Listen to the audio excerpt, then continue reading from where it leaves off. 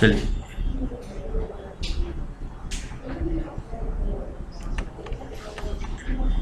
इसमें ना एक छोटा सा चेंज कर लीजिए, ये भी अमेंडमेंट रिसेंट अमेंडमेंट कुछ हुआ है, ये इन्होंने रेट शिफ्ट कर दिए।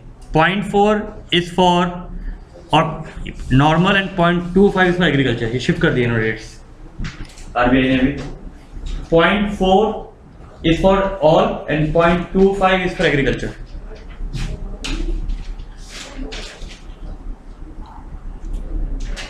कल क्या है रेट्स याद है सारे, ठीक है।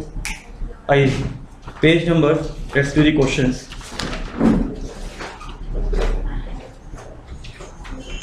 Page number 204।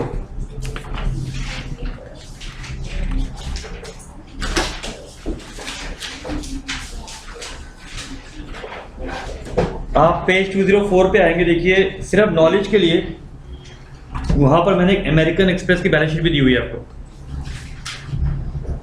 तो एटलीस्ट कभी भी घर जाके या रियल लाइफ में को रिवाइज करना है तो आप देख सकते हो वहां से, ठीक है। आइए क्वेश्चन नंबर 3।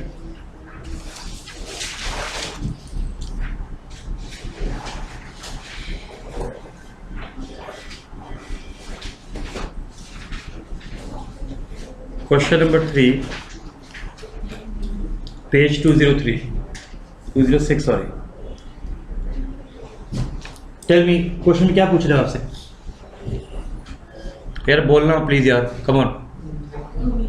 प्रोविजन निकालना है, ऑलरेडी आपको एसेट्स निकाल के दिए हुए रंजन बुक है, ये शेयर कर ले यार, समझ में कैसे आएगा हैं, कमाल है यार। स्टैंडर्ड एसेट कितना दिया हुआ भाई 20, सब स्टैंडर्ड एसेट D1 ब्रैकेट में क्या लिखा है सिक्योर, कितना दिया हुआ जी 6000। D2 secure 4000। D3 में सिक्योर्ड हो या अनसिक्योर्ड इररिलेवेंट है, बिकॉज प्रोविजन हमेशा 100% भी लगता है, ठीक है। कितना है बेटा अपने पास, इतना कंफर्टेबल। और non recoverable asset next page पे देखिए, ये बेटा कौन से वाले हैं, ये लॉस एसेट्स हैं, ये जो मैंने आपको बताया था सीए वाला एग्जांपल, सुनील का एग्जांपल लिया था मैंने जो 1500 कंफर्टेबल। अब आप ये बताइए प्रोविजन क्या लगेगा इस पे, स्टैंडर्ड पे प्रोविजन बताओ, मेरे को याद नहीं। हाँ बस पीछे पीछे देख रहे हैं, मैं भी पीछे कहाँ देखूंगा। 0.4%, यहाँ बताओ ऐसे से पीछे, बस पीछे कहा था साइलेंट है तो सिक्योर्ड मानते। हाँ जी D1 25, next 40। D3 non recoverable 100। Do the calculation, I am waiting. कैसे निकालो, आज जरूरत होगी। मस्ती मार कहाँ, ऐसे मौके फिर कहाँ मिलते हैं।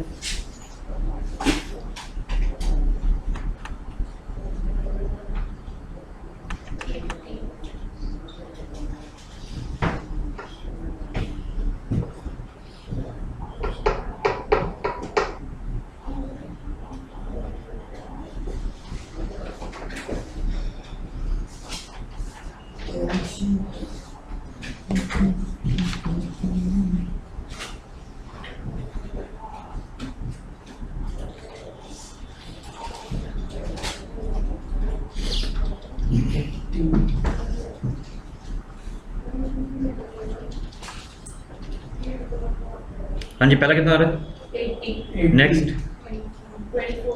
24। ओके बेटा next 1500, next 1600, next 2000, same to same. कितना है, Saturday ना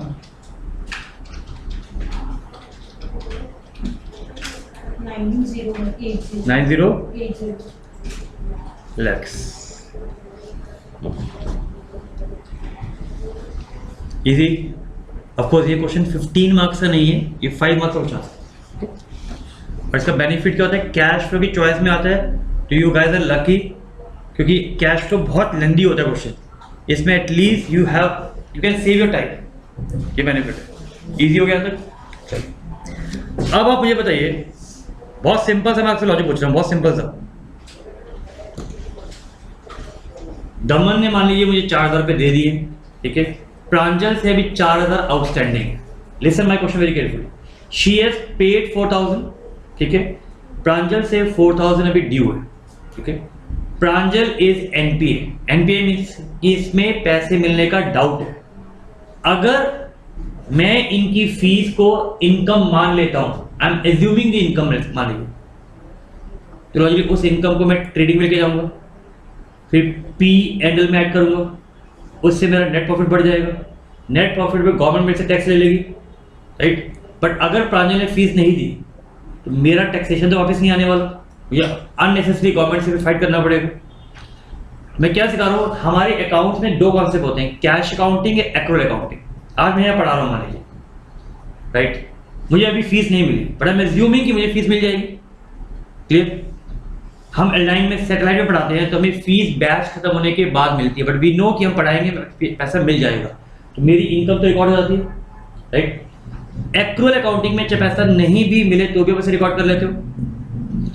रीजन, आपने काम कर दिया तो यू नो कि आपको फीस मिल जाएगी, राइट। आपने मान लीजिए कंपनी में 1 महीने की जॉब करी, कंपनी ने कहा हम आपको पैसे अगले महीने दे देंगे, बट लॉजिकली यू वर्कड, तो you are entitled to ask for the money, इसीलिए आप एक्रूअल अकाउंटिंग के अकॉर्डिंग उसको रिकॉर्ड कर लेते हैं।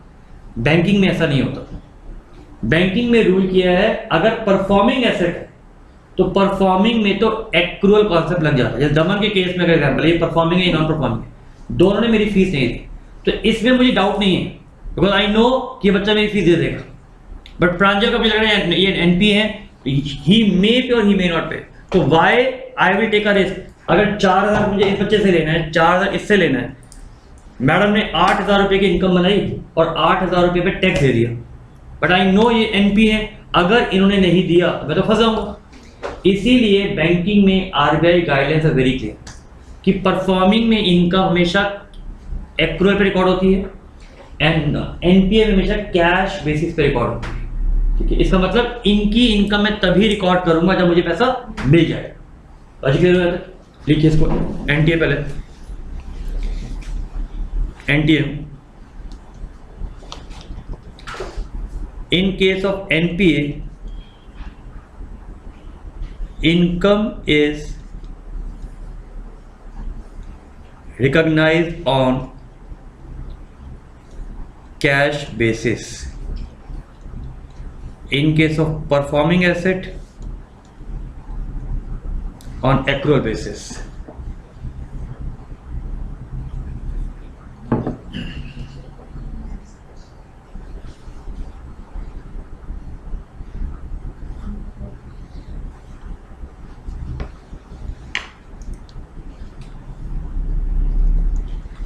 Here, kindly read the question number 4.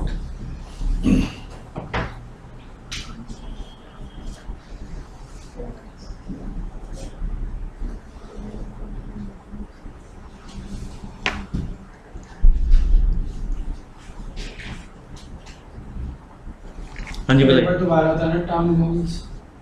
Term loan क्या होता है? टर्म लोन बेटा, मैंने हाउसिंग लोन लिया, ठीक है, 20 साल का टर्म लोन है, जिसकी टेन्योर फिक्स होती है वो टर्म लोन हो गया। क्वेश्चन में क्या दिया हुआ है? इस सब में हमें क्या दिया? इंटरेस्ट दिया हुआ है।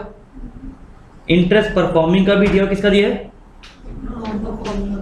परफॉर्मिंग का अगर एग्जांपल लें, कैश, क्रेडिट और ओवरड्राफ्ट में 1800 रुपए का इंटरेस्ट मुझे मिलना चाहिए। कितना मुझे मिल चुका है? 10। अगर मुझे स्टेट बैंक ऑफ इंडिया का एग्जांपल लगाओ, स्टेट बैंक ऑफ इंडिया को विजय माल्या साहब से 1800 रुपए का इंटरेस्ट मिलना चाहिए, बट अभी तक विजय माल्या ने कितने पैसे दिए? तो विजय माल्या के केस में 1800 की इनकम नहीं मानेंगे, क्योंकि उनको पता है वो एमपी है। अगर परफॉर्मिंग होता तो 1800 की इनकम रिकॉर्ड होती। और क्लियर? तो आपको सिर्फ इसमें ये बताना है कि इंटरेस्ट कितना रिकॉर्ड होगा, ठीक है। याद करिए, कल हम लोगों ने पी एंड एल का शेड्यूल किया था, जब मैंने आपको आई वाला लॉजिक सिखाया था, 13, 14। आई 13 वॉज इंटरेस्ट अर्न्ड। तो बेसिकली क्वेश्चन में आपसे ये पूछ रहा है कि 13 नंबर में कितनी इनकम आनी चाहिए आपकी। लॉजिक क्लियर हुआ? चलिए बताइए, परफॉर्मिंग में 1800 लेंगे या 1060 लेंगे? 1800। टर्म लोन में 480 या 320? 700 या 550? हनी हो 2 मार्क्स का क्वेश्चन आया था एग्जाम में, ठीक है। एनपीए बताइए 450 या 70? 70, 40 एंड 36। तो ये कैश बेसिस है, ये एक्रूअल बेसिस। बहुत इजी चैप्टर है, सिर्फ आपको इसको छोटा सा फॉर्मेट का लॉजिक आना चाहिए। स्कोरिंग है। चलिए question number 7, I am giving you 5 minutes, try yourself. पढ़िए अपने आप।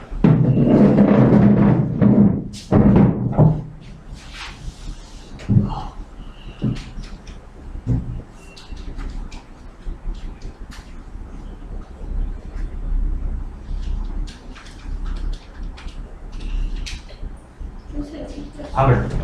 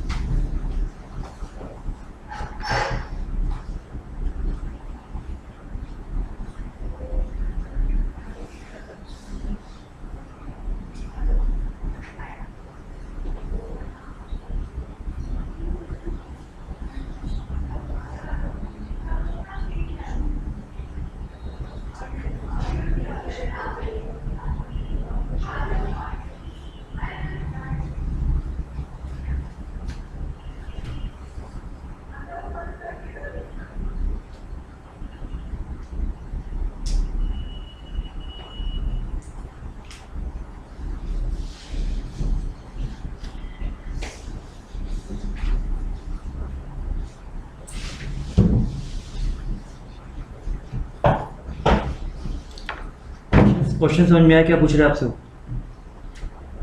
आपको ये बताना है, जैसे कल हमने एग्जांपल लेकर मुन्नी वाला, आपको ये बताना है कि वो एनपीए है या नहीं है। 7th में बताइए फर्स्ट पार्ट में क्या दिया हुआ? टर्म लोन दिया है। लेट्स गो वेरी स्लो, जल्दी नहीं है। टर्म लोन, ओके जी। टर्म लोन कितने का दिया बेटा? 100 lakhs. ओके। इसमें इंटरेस्ट हमें कब से नहीं मिला? 3 क्वार्टर। कहने से कितने मंथ्स? 9 मंथ बेटा। 9 मंथ वाला बेटा क्या होता है अपना? एनपीए तो होता है बेटा। एनपीए पे कौन सी कैटेगरी? एनपीए बोलोगे रोएगी हो, खिसा के बाल है, सबका एनपीए लिख दिया आपने। ऐसे थे, शाबाश, याद आ गया, गुड बेटा। 3 क्वार्टर वाला कितना अमाउंट है? 30 लाख। इतना क्लियर हो बच्चे? यक्षिता दोबारा क्लियर? नेक्स्ट बताओ बेटा इसके अंदर और क्या पॉइंट है? एक बेटा 2 क्वार्टर वाला है, कितने मंथ बच्चे? शाबाश, दोबारा ऐसे हो जाएगा बेटा। कितना अमाउंट है? Very good. नेक्स्ट बताओ बेटा। 1 मंथ, शाबाश। क्या मानेंगे बेटा इसको? ऐसे, वेरी गुड। कितना अमाउंट बच्चे? 10 लाख। कंफर्टेबल यहाँ तक? चलो आगे आइए बेटा, सेकंड पार्ट। सर ये है क्या अलग-अलग इंटरेस्ट? बेटा आपको मान लीजिए मैं यस बैंक हूँ, यस बैंक ने 100 लाख रुपए का लोन दिया, 100 लाख का, 3 कस्टमर को दिया, यामिनी को, प्रांजल को, ठीक है, और दमन को दिया। इन्होंने हमें 100 लाख पे इंटरेस्ट, ठीक है, 3 क्वार्टर से 9 महीने से नहीं दिया। याद करिए मैंने क्या समझा था? 31 मार्च को सीए आता है, सीए सबसे पहले आके ये चेक करता है कि भाई कितने टाइम तक आपने पैसा नहीं दिया। अगर 90 डेज से एक्सीड कर जाता है तो एनपीए बन जाता है। अब एनपीए की कैटेगरीज है वो लिखा हुआ है, तो हमें सिर्फ इसको क्लासिफाई करना है। कंफर्टेबल? अब आगे आते हैं बेटा। अब नेक्स्ट बेटा जी अपने पास कैश, क्रेडिट एंड ओवरड्राफ्ट। और आप देख लीजिए टर्म सारी ही वही एडवांस वाली ही आ रही है, क्योंकि मैंने आपको 3 कैटेगरी बता दी एडवांस की, ठीक है। Cash, category and overdraft. कितना अमाउंट है बेटा? 200। शाबाश। इसमें बेटा पहले 3 क्वार्टर्स 60 लाख है बेटा, क्या बोलेंगे इसको हम? S S A. नेक्स्ट देखो क्या है,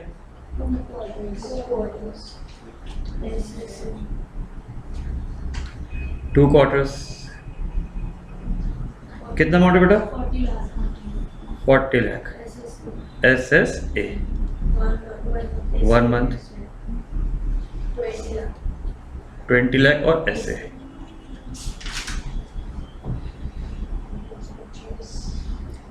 इसका मतलब 200 लाख पे इतना इंटरेस्ट मेरा भी ड्यू है, ठीक है। और which interest remain pass due for 3 quarters और 60 लाख। तो 60 लाख वाले पे 3 क्वार्टर से नहीं मिला, 40 लाख वाले पे आपको कब से नहीं मिला? Right.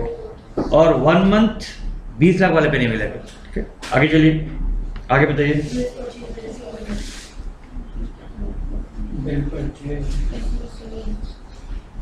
Bill purchase and discount rate 300, उसमें से 3 क्वार्टर वाला कितना है जी? राइट। अगेन ऐसे से हो गया।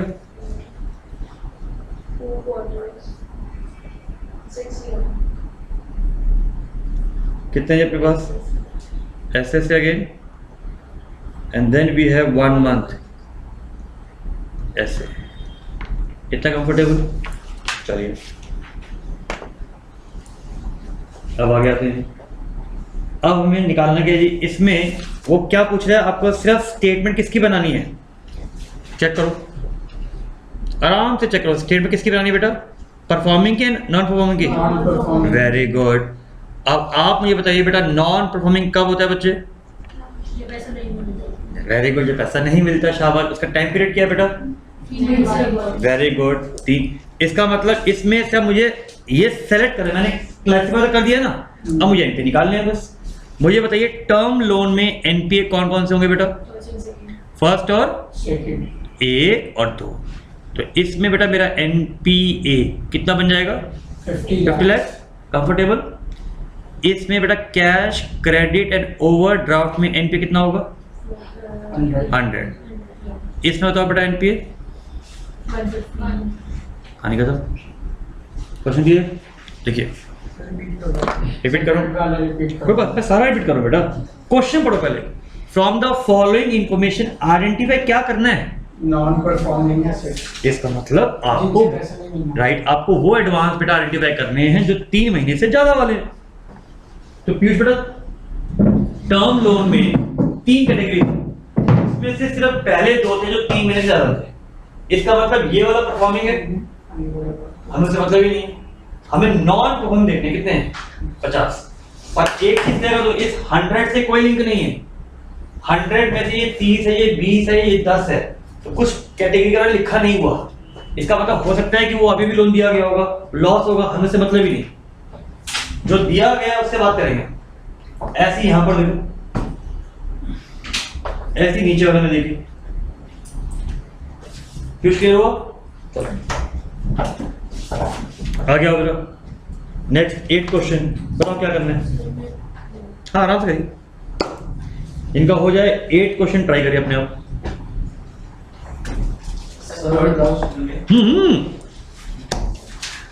माता के दरबार में क्या करोगे आके यार?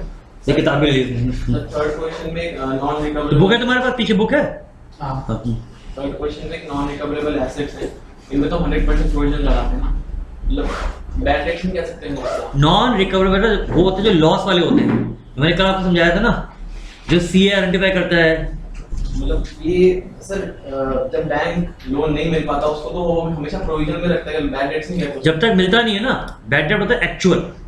एक्चुअल मतलब विजय माल्या ने आज का तेरी ऐसी की तैसी जो तूने कहता कर ले, देने नहीं पैसे। कोर्ट ने ऑर्डर पास कर दिया कि अब ये पैसे नहीं देगा, वो इंसॉल्वेंट हो गया, वो बैड डेट बनेगा। लेकिन जब तक कोर्ट में केस चल रहा है तब तक वो प्रोविजन है। अभी ऐसे एग्जांपल है, ये सुजैन ने ऋतिक के अगेंस्ट केस डाला हुआ है 400 करोड़ का। अभी तक ऑर्डर पास नहीं हुआ है, तो अभी अगर मैं ऋतिक का सीए हूं तो मैं उसकी बुक्स में प्रोविजन दिखाऊंगा 400 करोड़। जिस दिन एक्चुअल हो जाएगा वो लायबिलिटी बन जाएगी, ठीक है।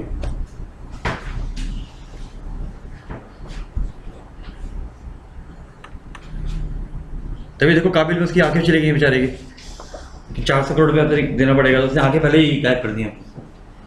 क्वेश्चन नंबर 8, हाँ जी, क्वेश्चन नंबर 8 जरा बालकनी वाले बताएंगे यार। हाँ जी, जो बालकनी में बैठे हुए पीछे हवा खा रहे हैं, क्वेश्चन नंबर 8 क्या निकालना है इसमें जरा।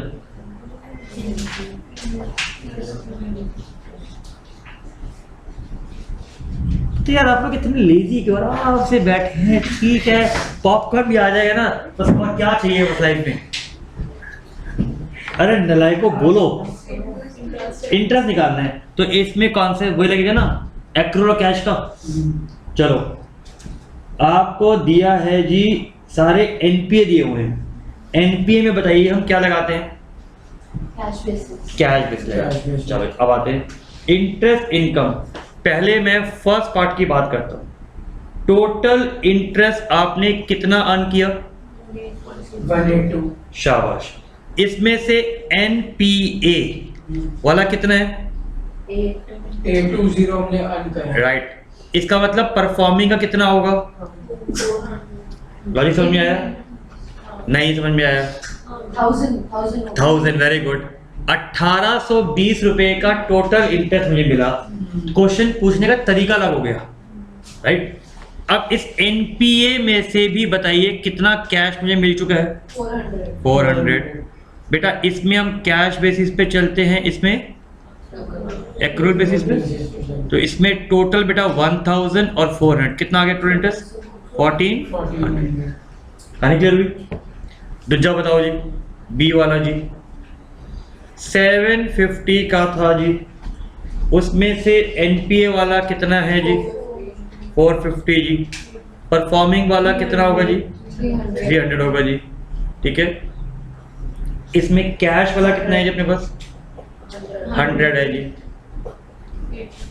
तो हम ये लेंगे और ये लेंगे, इजी है जी यहाँ तक। चलिए सी,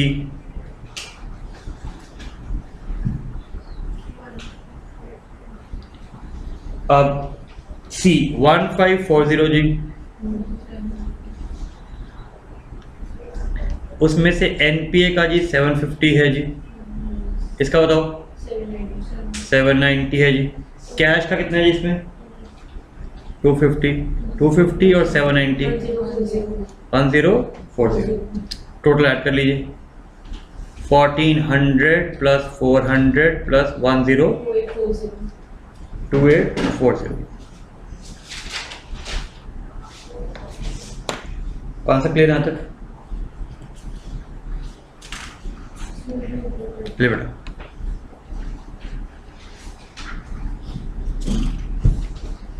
जिनका हो जाए जरा 11 क्वेश्चन ट्राई करिए अपने आप।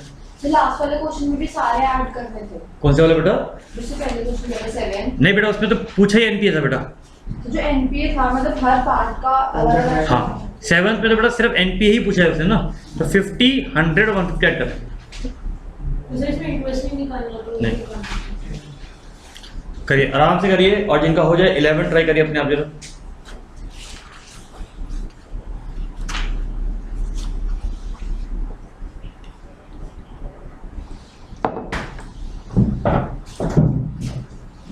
भाई 11 क्वेश्चन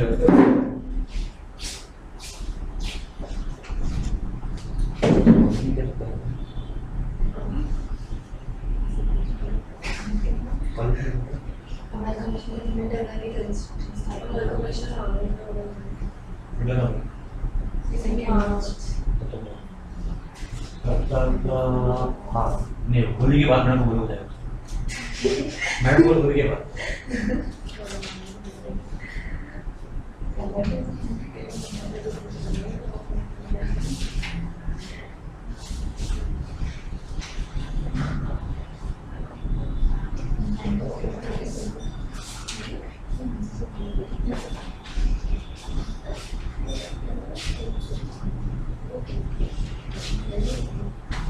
मैंने को बहुत बेनिफिट है, आईपीसी का कोर्स हो जाएगा।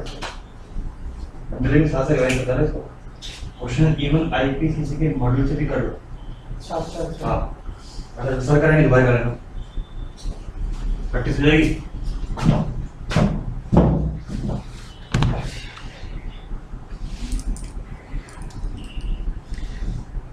हाँ जी बेटा करें आगे, बताओ बेटा 11th में निकालना क्या बच्चे,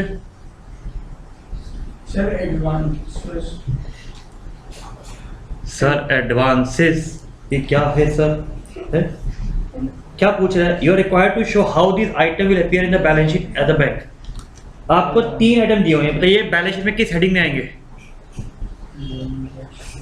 ये सारे आइटम किस हेडिंग के हैं? एडवांस। इट मीन ये सारे जो हेडिंग आएंगे ये शेड्यूल नंबर किस में आएंगे? 9 में आएंगे। तो आप इन तीनों को यहां लिख दीजिए बस।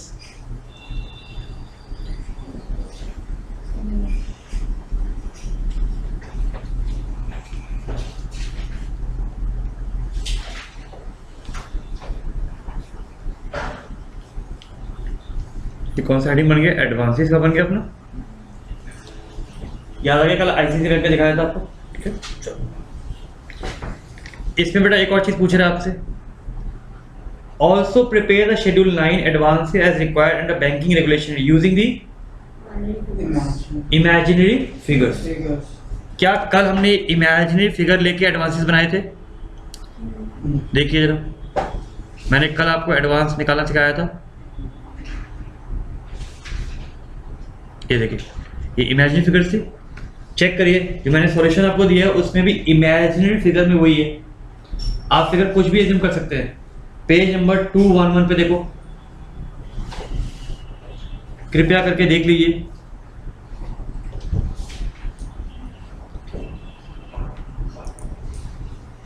वही चीज है।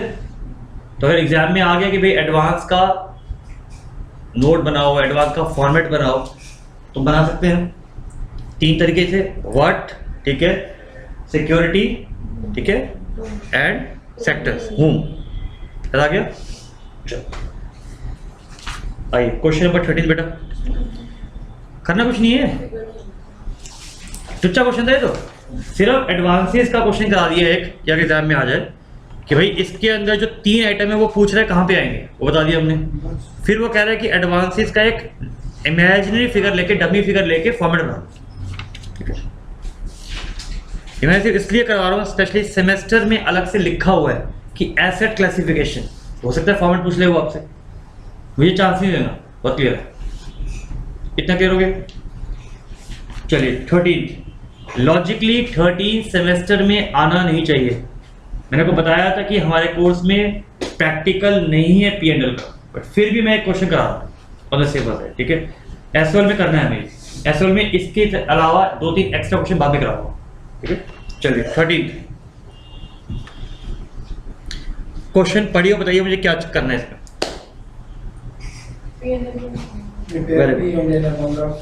लॉजिक क्लियर है? ठीक है, मुझे P&L की यहाँ पर बातचीत हो रही है। चलिए,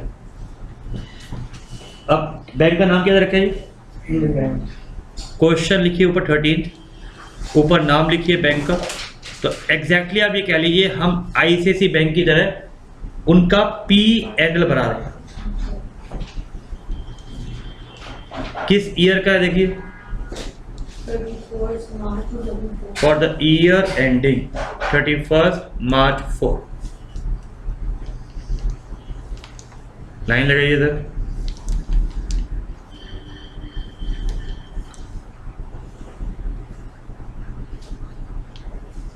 शेड्यूल नंबर लिखिए।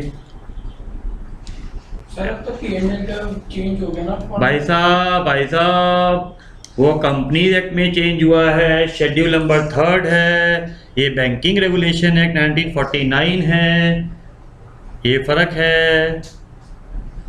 याद आ गया? चलो गुड, मैंने इसे थोड़ा तेज बोला, याद रहेगा। ऐसे आप इंश्योरेंस कंपनी करोगे, इंश्योरेंस कंपनी में फॉर्मेट अलग है जब आप APC करोगे ना। चलो भाई, इसका मुझे शेड्यूल नंबर बताओ पहले। शाबाश, उसके बाद वेरी गुड 50। सर कैसी बातें करते थे, क्या वो क्वेश्चन पूछ रहे थे आप? सही बात है, बिल्कुल ठीक है, यू राइट।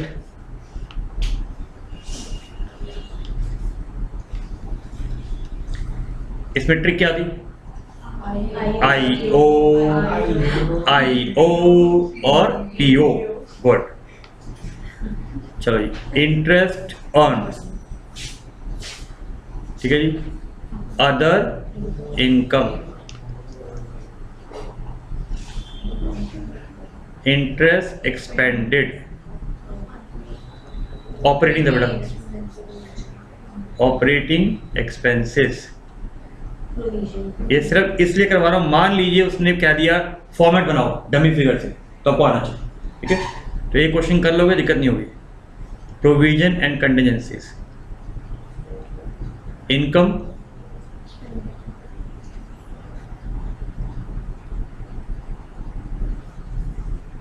ये हो गया ए, ये हो गया बी।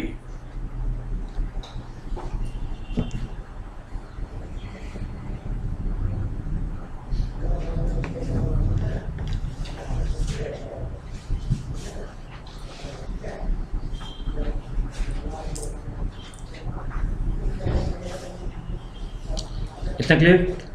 लेकिन बेटा इंटरेस्ट अर्न में एक आइटम तो आएगा नहीं, बहुत सारे आएंगे, उन बहुत सारों के लिए बनेगा शेड्यूल। इसका मतलब यहां पर सिर्फ टोटल आएगा। जो प्रांजल कल आप से पूछ रहे शेड्यूल बेटा, अब ब्रेकअप आएगा। अब इसका ब्रेकअप के लिए मैं ऊपर बनाऊंगा शेड्यूल, यहां लिखूंगा वर्किंग नोट में शेड्यूल्स। शेड्यूल नंबर 13 लिखो, इंटरेस्ट अर्न का। शेड्यूल नंबर 14 लिखिए, अदर इनकम का। शेड्यूल नंबर 15 लिखिए, इंटरेस्ट एक्सपेंडेड का। शेड्यूल नंबर 16 लिखिए, ऑपरेटिंग एक्सपेंसेस का। तो पहले यहां लिखेंगे और टोटल ट्रांसफर करेंगे मेन फिगर। धीरज,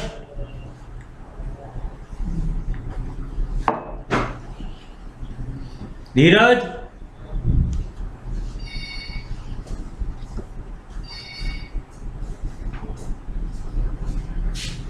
गरम मत, पानी है तो गर्म कर दो।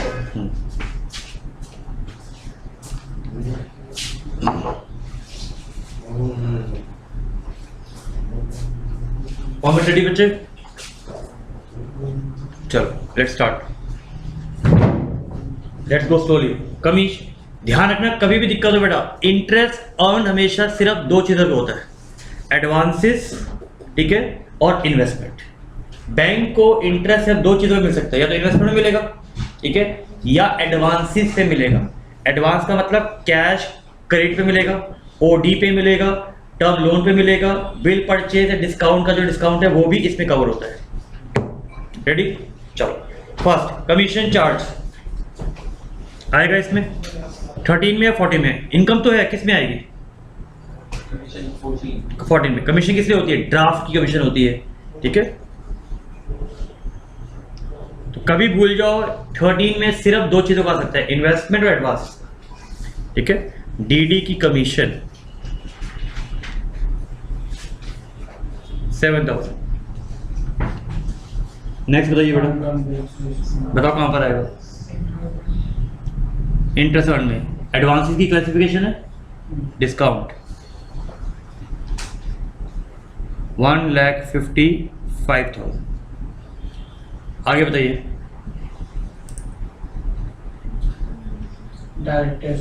कहां पर? एक्सपेंस पे, डायरेक्टर फीस 3,000। आगे बोलो। एस्टैब्लिशमेंट एक्सपेंसेस ही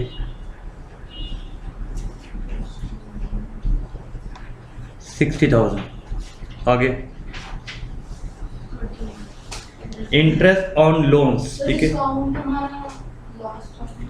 डिस्काउंट क्या होता है? बैंक की इनकम होती है बेटा, कस्टमर का नुकसान है, ठीक है। लोन, लोन पे जो इंटरेस्ट है बताइए, वो बैंक को मिलेगा या बैंक ने देना है? मिलेगा, very good. Interest on loan bank को मिलेगा 2,80,000। इंटरेस्ट ऑन एफडी देना है, डिपॉजिट है, वेरी गुड। एफडी का इंटरेस्ट इजी। चलिए आगे बताओ बेटा। इंटरेस्ट ऑन कैश क्रेडिट मिलेगा, वेरी गुड, एडवांस कैश, शाबाश। ऑन कैश क्रेडिट बेटा 2,40,000। ऑडिटर फीस बेटा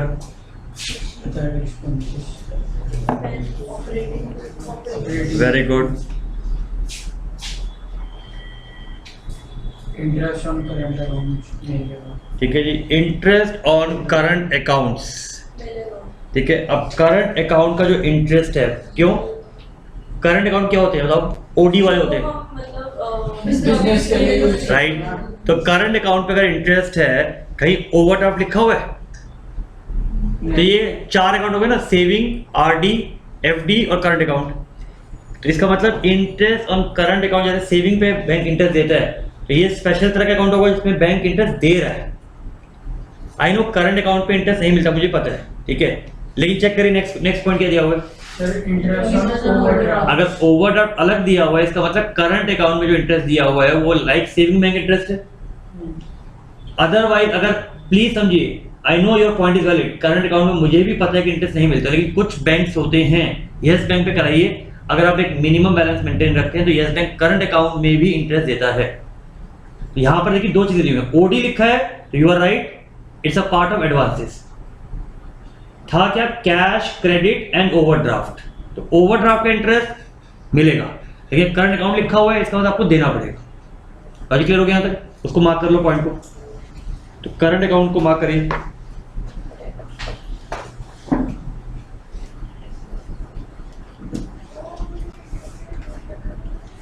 $45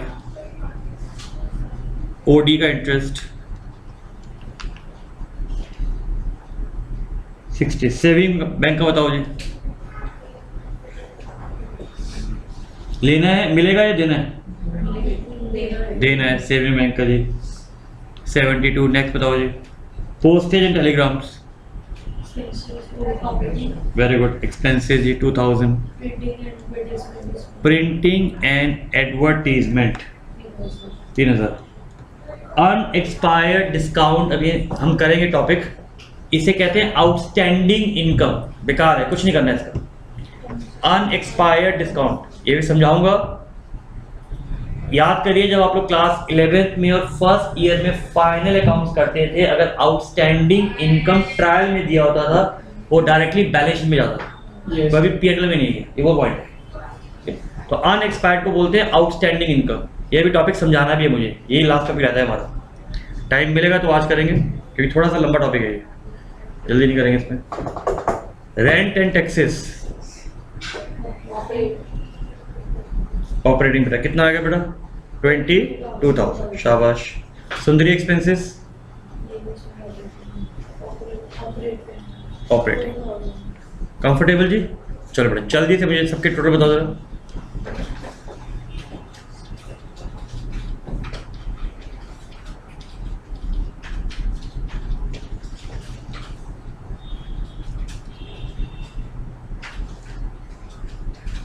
सर ऑपरेटिंग एक्सपेंसेस का टोटल 90।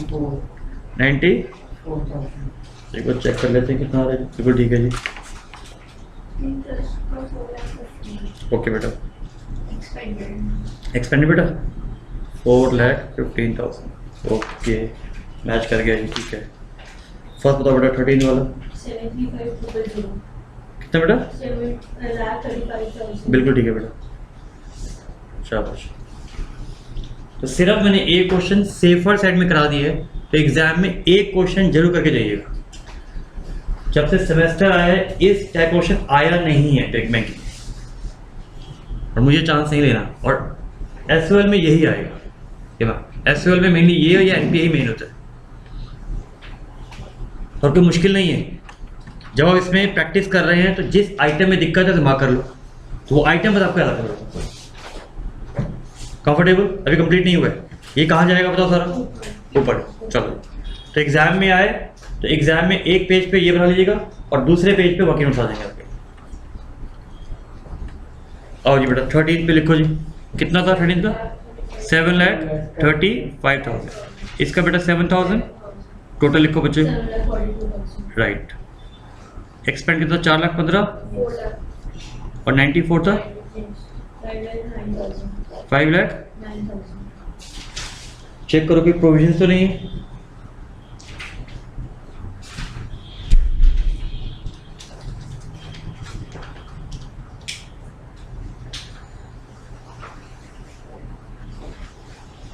कोई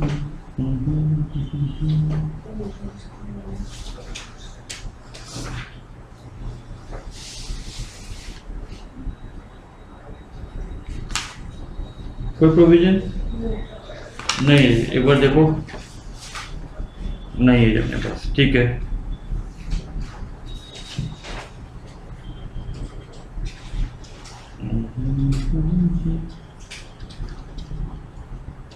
या तो कोई फिगर मिसप्रिंटिंग है, सॉल्यूशन में 30 आ रहा है। सर प्रोविजन ये रखा है एक्सपेंडिचर में प्रोविजन ऑन कॉन्टिजेंसी। वही करो ना, इसका मतलब कि मिसप्रिंटिंग है। आप एक आइटम ऐड कर लो इसमें, एक आइटम ऐड कर लो, प्रोविजंस की फिगर मिसप्रिंटिंग है क्वेश्चन में ना, just add it.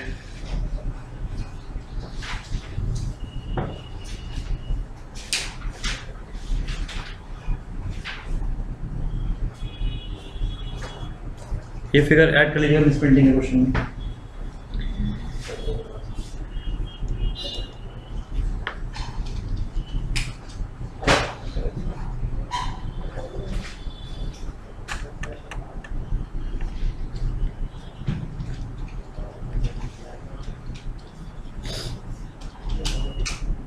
Comfortable?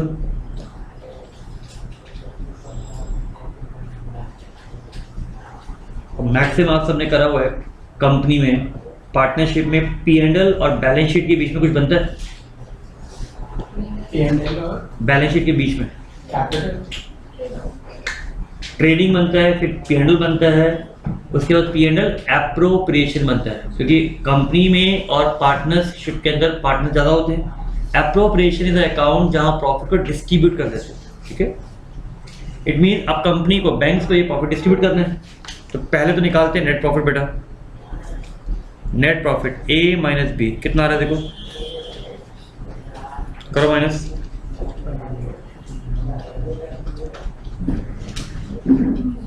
Clear आ रहा है? Yes sir. अगर बेटा कोई ओपनिंग बैलेंस दिया जाए, इसमें नहीं है तो वो ऐड कर दीजिएगा।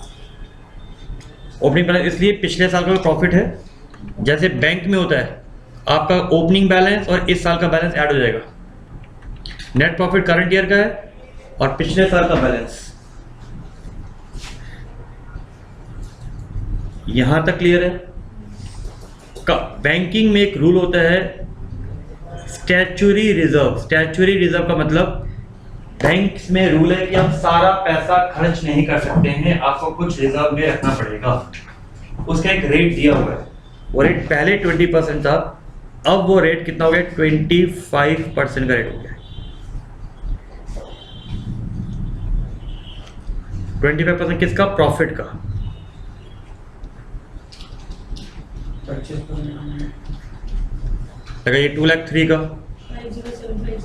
5075। तो बैलेंस जाएगा balance sheet, transfer to balance sheet. करिए कितना आ रहा है माइनस करके?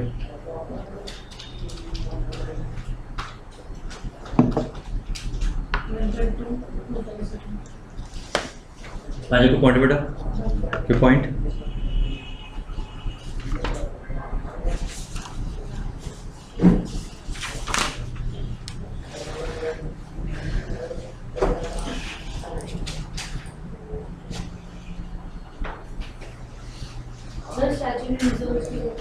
बेटा स्टैट्यूटरी रिजर्व और डोज रिजर्व जो लॉ में लिखे गए कि आपको बनाना जरूरी है।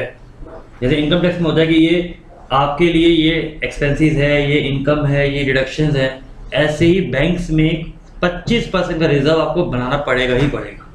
क्यों? अगर आप सारा खर्च कर देंगे और पब्लिक को कहीं पैसे वापस करने हैं, कहाँ से दोगे? कंफर्टेबल? आरबीआई के अलावा होते हैं। हाँ, आरबीआई के जो रेट्स है तो प्रोविजंस के थे ना, ये रिजर्व के। कंफर्टेबल? चले आगे, चलिए come to question number 5th and 6th। अब दो कॉन्सेप्ट रह गए हैं, उसमें से एक अभी ले रहे हैं। अभी लिखे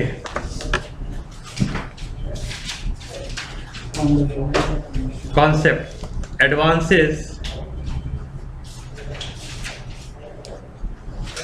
guaranteed by government bodies like EC, GC DICGC अब समझना 10 मिनट दीजिए मुझे पहले, सामने देखिए जरा प्लीज, डोंट राइट अभी। अब देखिए, अब ये हमारा सेकंड लास्ट टॉपिक रह गया। इन सब में देखिए ये वर्ड कॉमन आ रहा है, Yes, sir. क्या मतलब हो? Capital. Capital gain, very good. ये सीए का बच्चा बोल रहा है, सेंट्रल गवर्नमेंट। ये भी सीए का बच्चा बोल रहा है। सीजी नहीं, यहाँ पर सीजी का मतलब है क्रेडिट गारंटी। अब जब वर्ड देखो क्या है, क्रेडिट का मतलब है उधार, उधार की गारंटी। इसका मतलब पंकज गोयल ने मान लीजिए प्रांजल से 1 लाख रुपए का लोन लिया, लेकिन उस 1 लाख रुपए की गारंटी किसी को देनी है, राइट। पहले इनका नाम लिखवा रहा हूं। ई का मतलब होता है एक्सपोर्ट, पूरा समझाऊंगा, जल्दी नहीं करेंगे। एक्सपोर्ट क्रेडिट गारंटी कॉरपोरेशन, ठीक है। डी का मतलब होता है deposit, insurance, credit guarantee corporation, credit guarantee trust for small industries, ठीक है। पहले ये नाम लिख लीजिए, then we'll discuss.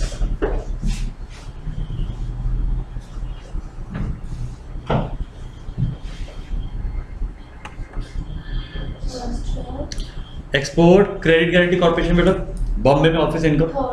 बेटा credit guarantee trust for small industries.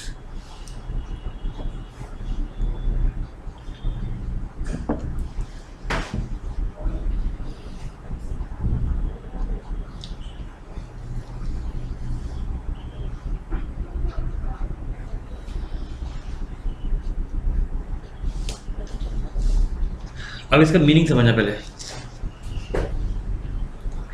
Then we do the questions, ठीक है। मान लीजिए पीयूष को एक एक्सपोर्ट ऑर्डर मिला, ठीक है। अब वो एक्सपोर्ट ऑर्डर था मान लीजिए 100 करोड़ का। ये नई कंपनी है, स्टार्टअप कंपनी है।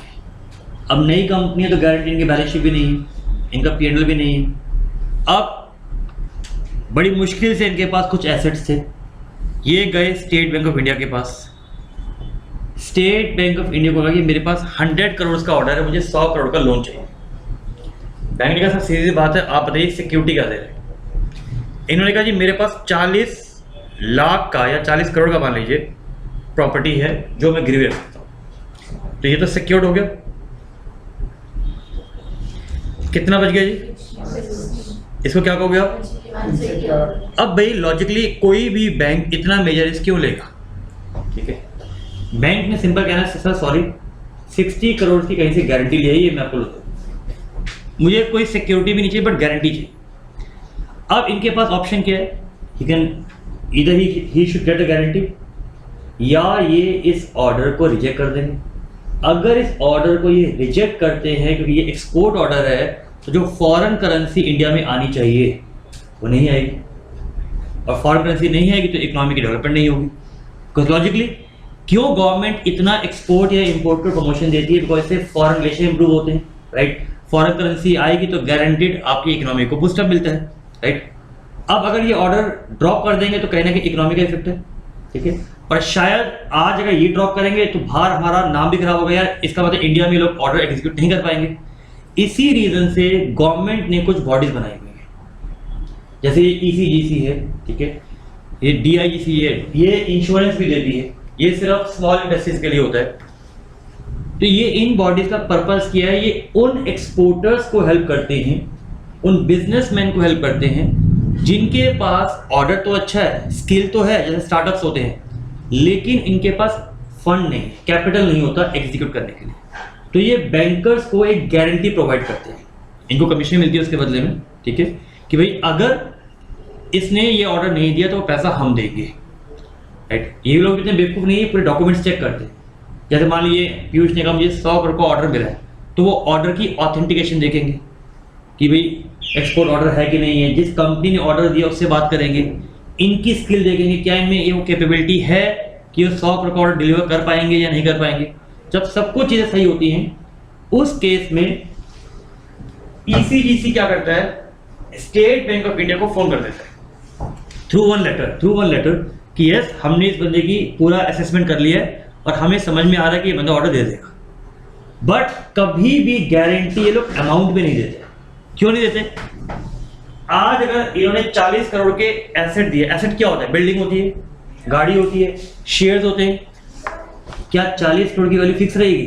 कल हो सकता है 50 हो जाए, कल हो सकता है 30 करोड़ भी हो जाए।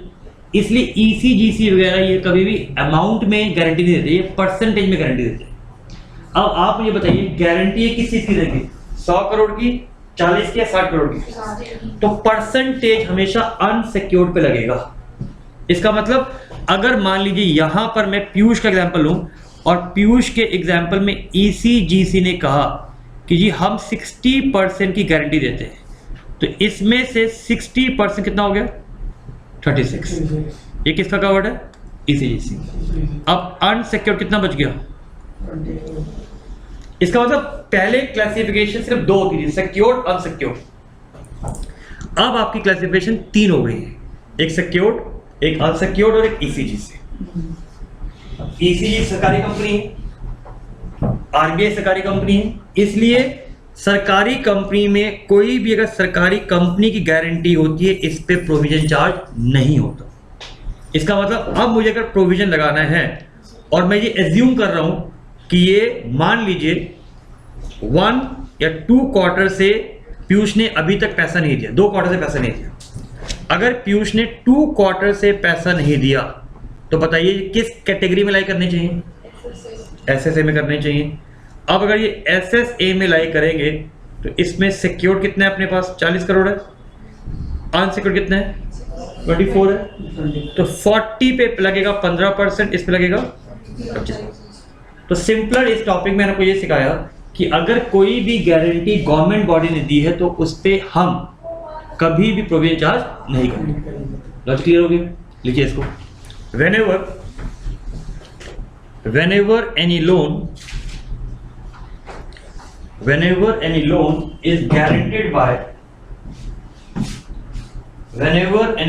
is guaranteed by any government body,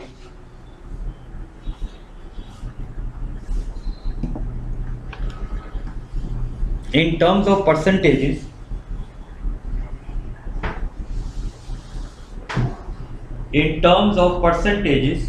then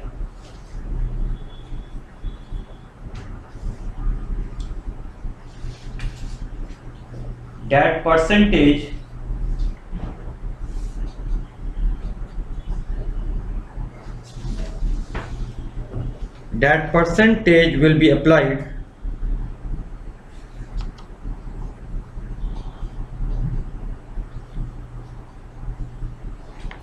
on the unsecured portion.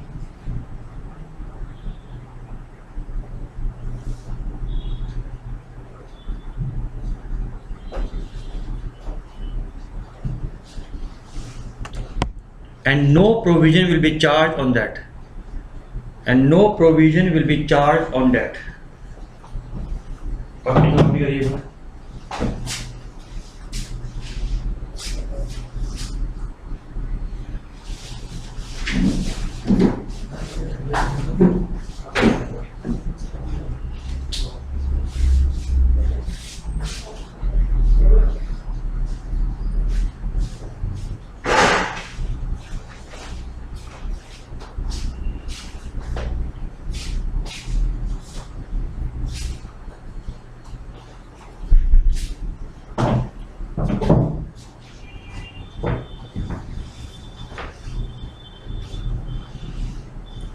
Sir 24 crore जो एक्स्ट्रा वो भी लोन में है। लोन तो है ही भाई। सर वो जितना अनसिक्योर्ड है उसका 60% दिया है। हाँ, लेकिन अमाउंट पूरा ही है। समझा नहीं? बता बोलो भाई। पीयूष को लोन 100 करोड़ मिलेगा। हाँ। 100 करोड़ मिल गया, उसमें से SBI के पास 40 करोड़ की सिक्योरिटी है और 60% की गारंटी है। गारंटी सिर्फ 60% है। और 60% किसका? अनसिक्योर्ड का। जितना भी, अगर ये 50 हो जाएगा तो ये 50 हो जाएगा। उसका 60%। इसलिए परसेंटेज में होता है क्योंकि सिक्योरिटी की वैल्यू चेंज होती रहती है। जैसे शेयर्स में आपने सिक्योरिटी दे दी, अब शेयर्स का प्राइस कम भी हो सकता है, बढ़ भी सकता है।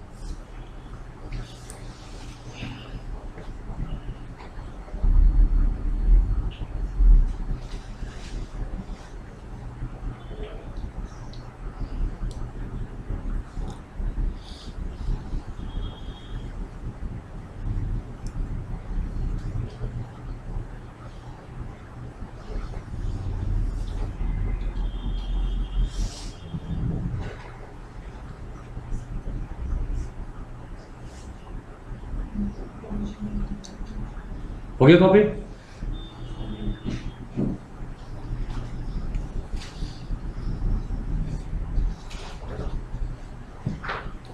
क्वेश्चन नंबर 5 पे बेटा, क्वेश्चन नंबर 5।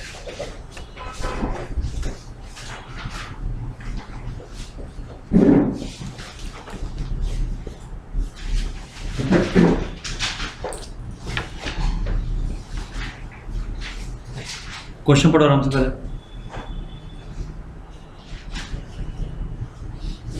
हो गया? हाँ ये हो रहा हूँ मैं लगा वो चार्जर तो अभी तो दिखा रहा था 68%।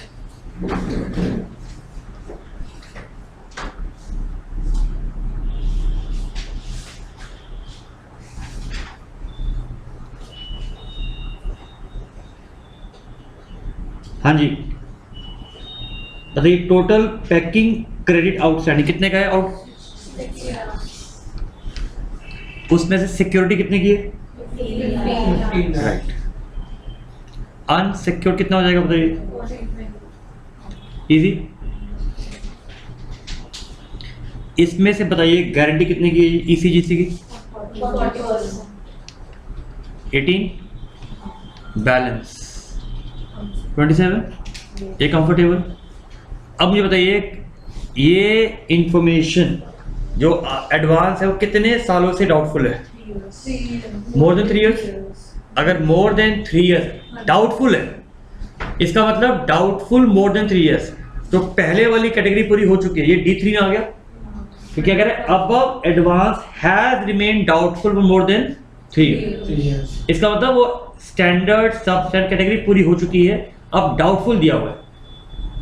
टिल 3 होता तो ये D2 में आता। मोर देन 3 है, इससे किस में आ गए? D3। D3 में सिक्योर्ड में कितना था? 100 था। अनसिक्योर्ड में कितना है? तो इसका प्रोविजन 27, इसका प्रोविजन 15, टोटल प्रोविजन कितना लग गया जी? 42 लैक्स में, करोड़ में? Lakhs. Easy question, very complete. और जरा 6 क्वेश्चन ट्राई करें अपने।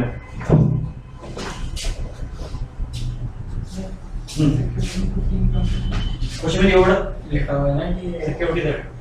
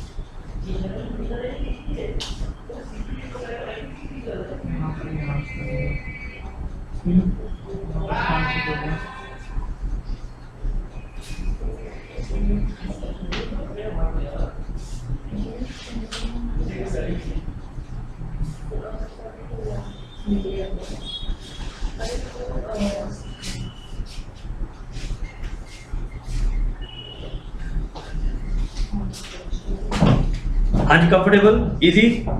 चलिए लास्ट क्वेश्चन ना, देखो बेटा, लास्ट है, इसके बाद वाला कॉन्सेप्ट आधे घंटे का है। आप अगर कहोगे तो मैं कराऊंगा, नहीं तो मैं नेक्स्ट क्लास कराऊंगा। ऐसे करो, मुझे कोई जल्दी नहीं बेटा, क्या हो जाएगी क्लास एक्स्ट्रा हो जाएगी। 6th चलिए,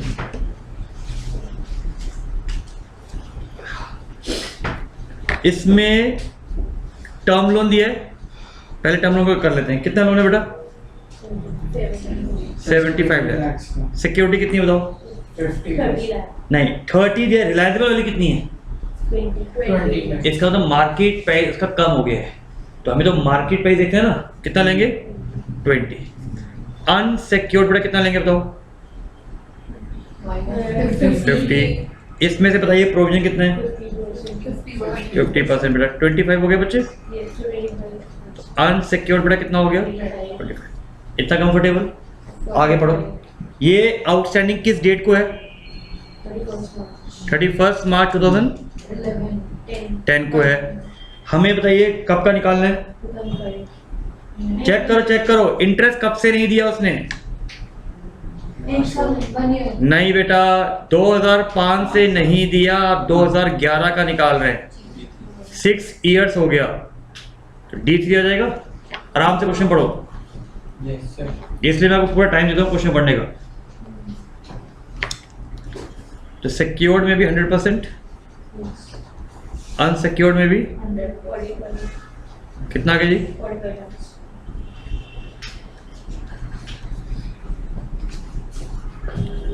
इतना क्लियर है?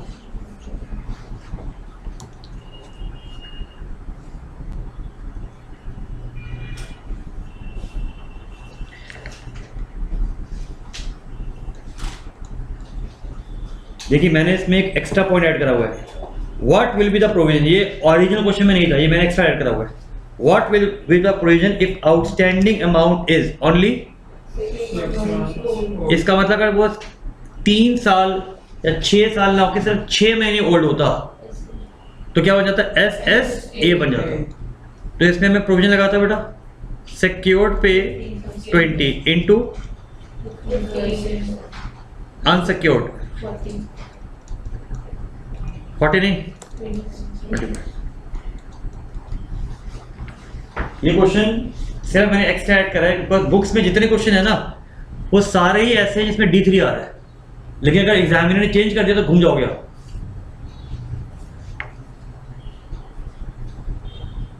सर अभी वो है नहीं, मैकेनिक गया हुआ नहीं, 1 घंटे तक आएगा।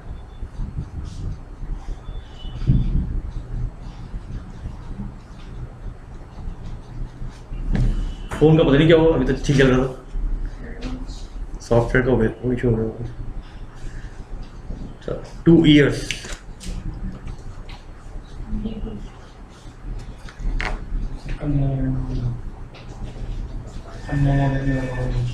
घर में क्या बात कर रहा हूँ, कम लगा रहा है। 2 years is D2 secured and unsecured। D2 पे कितना था? 40 secured and unsecured पे 25 into 100%।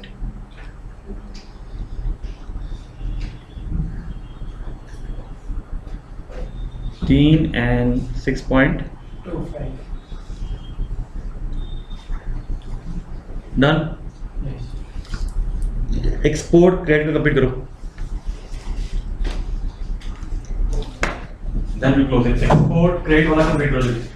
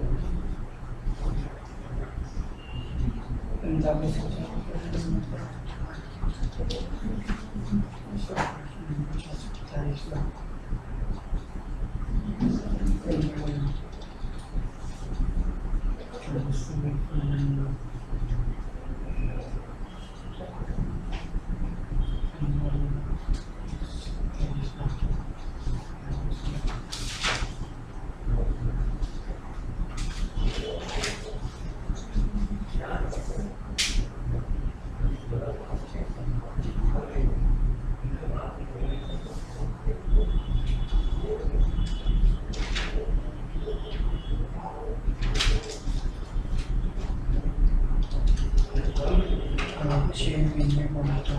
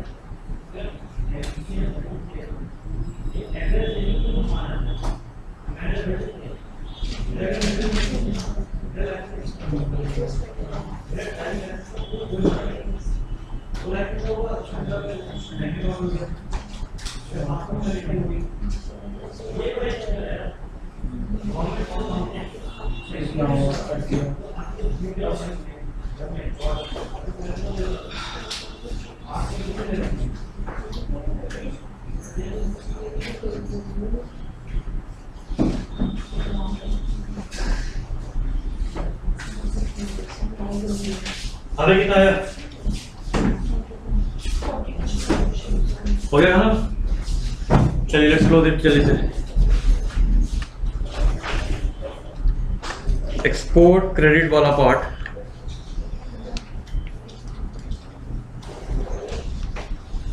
$60 लाख था जी। Yes sir. सिक्योरिटी कितनी है? 15।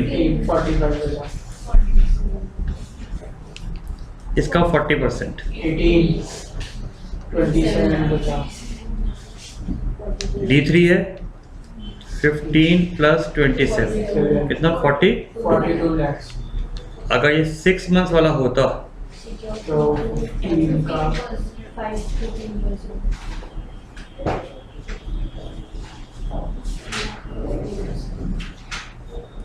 इसका 15%, इसका 25। 25%। 2 years वाला होता अगर 40% और 100%। इजी। ठीक है, कोई होमवर्क नहीं है, सिर्फ इसको रिवाइज कर लीजिए अच्छी तरह। ठीक है, तो it means will take 1 more class to cover up this. मुझे बताइए, can we take extra class on Friday, जैसे कि Saturday we can cover up this? Time. Time आप बताइए, छुट्टी है उस दिन, शिवरात्रि है। आप